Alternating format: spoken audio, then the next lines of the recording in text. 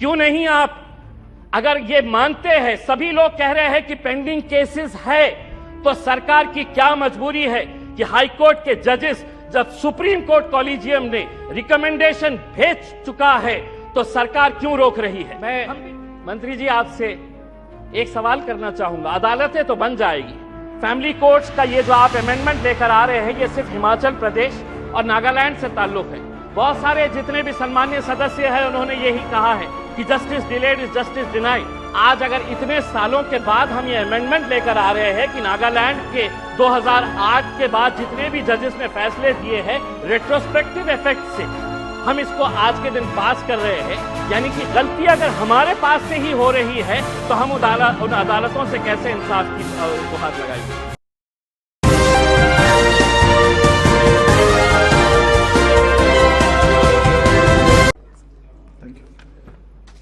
श्री इम्तियाज जलील जी।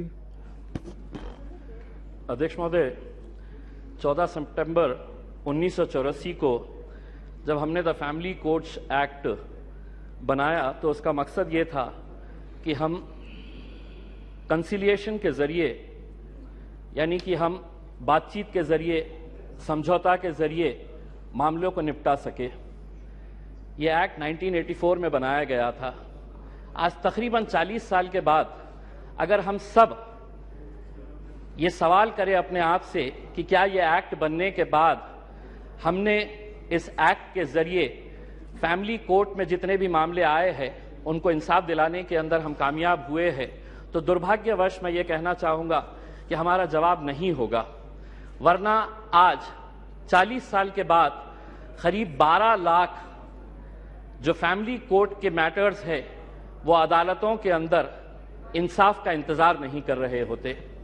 Act बनाना बहुत आसान है, लेकिन एक्ट बनाने के बाद उसका इम्प्लीमेंटेशन हो रहा है या नहीं हो रहा है, ये भी इस सदन की जिम्मेदारी है कि इसके ऊपर नजर रखना। वरना एक्ट तो बन गया, लेकिन आज क्या वजह है कि इस 130 करोड़ की आबादी वाले देश के अंदर महज 715 फैमिली कोर्ट चलाए जा रहे हैं। मैं फैमिली कोर्ट का मकसद, मंत्री जी, मैं आपका ध्यान इस बात के ऊपर आकर्षित करना चाहूंगा।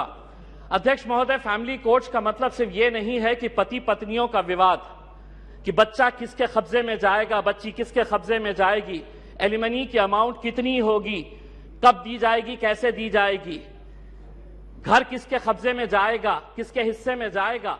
फैमिली कोर्ट्स का मतलब हम सिर्फ यही समझते हैं, और बहुत सारे जितने भी सम्मानीय सदस्यों ने कहा है इन्हीं का उदाहरण दिया है।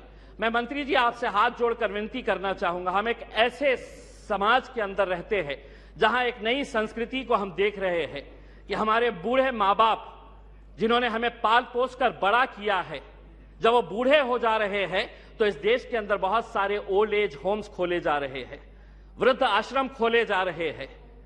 क्या इनके लिए कोई कानून है कि जिन माँ बाप ने अपने बच्चों को पाल पोस कर बड़ा किया है, जब वो बूढ़े हो गए, बच्चे की शादी हो गई तो बहू को माँ बाप पसंद नहीं आ रहे, अपने सास ससुर पसंद नहीं आ रहे, बेटा अपने माँ बाप को बोझ समझ रहा है, और एक दिन दोनों बेटा बहू अपने बूढ़े माँ बाप को उठाते हैं, ले जाते हैं, और जिस तरह घर का कचरा उठाकर हम बाहर फेंक देते हैं तो हम उन्हें ओल्ड एज होम में ले जाकर छोड़ दे रहे हैं।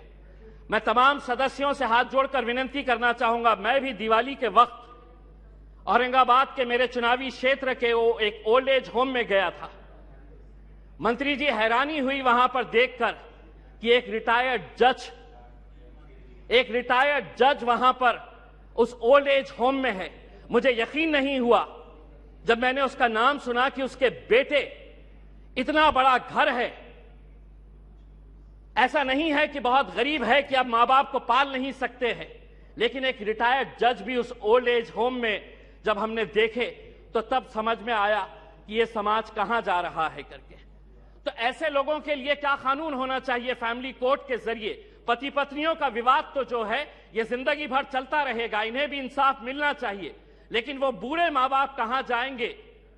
फैमिली कोर्ट के अंदर कुछ ऐसा सेक्शन लाया जाए कि जो बेटा अपने मां बाप को कूड़ादान समझकर, कचरा समझकर ओल्ड एज होम में डाल रहा है, उसे अखबार के अंदर एक नोटिफिकेशन अपनी तस्वीर के साथ, अपनी फोटोग्राफ के साथ उस अखबार में उसे ये नोटिफिकेशन देना होगा कि मैं अपने मां बाप को ओल्ड एज होम में डाल रहा हूं। ऐसे बच्चों को समाज के सामने हमें खड़ा करने की जरूरत है। लाइए कानून, वरना वो बूढ़े मां बाप जो रोकने के अलावा कुछ नहीं कर सकते हैं, क्योंकि कोई कानून नहीं है। उनका कसूर सिर्फ इतना है कि उन्होंने अपने बच्चों को पाला पोसा बड़ा किया। पूना में किसी ओल्ड एज होम के अंदर जाइए, ज्यादातर वो परिवार के बूढ़े मां बाप मिलेंगे कि जिनके बच्चे इंजीनियर हो गए। इंजीनियर होने के बाद वो यूएस में पैसा कमाने के लिए गए, पैसा कमा रहे हैं, लेकिन मां बाप के लिए एक कमरे का घर नहीं है तो ओल्ड एज होम में लेकर जाकर छोड़े। ये एक संस्कृति हम डेवलप कर रहे हैं। फैमिली कोर्ट्स के जरिए मैं मंत्री जी आपसे यह अनुरोध करना चाहूंगा कि आप कुछ ऐसा कानून इन लोगों के लिए भी लेकर आइए जो बच्चे अपने मां बाप को आज यहां पर ले जाकर छोड़ रहे हैं। मैं मंत्री जी आपसे एक सवाल करना चाहूंगा। अदालतें तो बन जाएगी, फैमिली कोर्ट्स का ये जो आप अमेंडमेंट लेकर आ रहे हैं ये सिर्फ हिमाचल प्रदेश और नागालैंड से ताल्लुक है। बहुत सारे जितने भी सम्मानीय सदस्य हैं उन्होंने यही कहा है कि justice delayed is justice denied. Nagaland का एक्ट कब बना था? नागालैंड का एक्ट 2008 के अंदर बना है। अगर यहीं पे अगर हम इतना डिले कर रहे हैं कि पुराने फैसले जो विदाउट पार्लियामेंट के पास किए गए हैं, आज अगर इतने सालों के बाद हम ये अमेंडमेंट लेकर आ रहे हैं कि नागालैंड के 2008 के बाद जितने भी जजेस ने फैसले दिए हैं रेट्रोस्पेक्टिव इफेक्ट से हम इसको आज के दिन पास कर रहे हैं, यानी कि गलती अगर हमारे पास से ही हो रही है तो हम उन अदालतों से कैसे इंसाफ की गुहार लगाएंगे? अदालतें एक्ट बनाना बहुत आसान है। मैं मंत्री जी, आप कुछ दिन पहले औरंगाबाद आए थे, वहां पर आपको लॉयर्स एसोसिएशन ने एक मेमोरेंडम दिया है। अगर से महाराष्ट्र की अदालतों की अगर हम बात करते हैं, 91 सैंक्शन पोस्ट ऑफ हाईकोर्ट जजेस है। अध्यक्ष महोदय, 91 पोस्ट ऑफ हाईकोर्ट जजेस है, उसमें से महज 56 जजेस है, यानी कि वैकेंसी आप देख लीजिएगा कि तकरीबन 40% वैकेंसीज है। अब मैं आपको अंदर की बात बताता हूं। हाईकोर्ट के जजेस जब अपॉइंट किए जाते हैं तो सुप्रीम कोर्ट का कॉलेजियम इसे डिसाइड करता है। यह पूरा सुप्रीम कोर्ट के कॉलेजियम ने अपना रिकमेंडेशन दे चुका है। क्या वजह है कि सरकार ने इसे इतने सालों से रोक रखी है? क्यों नहीं आप अगर ये मानते हैं, सभी लोग कह रहे हैं कि पेंडिंग केसेस है, तो सरकार की क्या मजबूरी है कि हाईकोर्ट के जजेस जब सुप्रीम कोर्ट कॉलेजियम ने रिकमेंडेशन भेज चुका है तो सरकार क्यों रोक रही है? हम भी जानते हैं, विपक्ष अच्छी तरह से जानता है कि क्यों रोका जा रहा है करके, लेकिन आज जब आप जवाब देंगे तो हम उम्मीद करेंगे कि आप इन फैमिली कोर्ट्स के अलावा, क्योंकि आज आप एक्ट तो अपने आंकड़ों के जरिए पास कर लेंगे, लेकिन सिर्फ इमारत बनाने से इंसाफ नहीं मिलेगा। उस इमारत के अंदर उस कुर्सी के ऊपर बैठने वाले, ये सदन कोई मायने नहीं रखता है अगर वो ये स्पीकर की कुर्सी खाली रही तो। वो स्पीकर की कुर्सी जितनी महत्वपूर्ण इस सदन के लिए है, उसी तरह अदालतों के अंदर जजेस की कुर्सी भी बहुत मायने रखती है।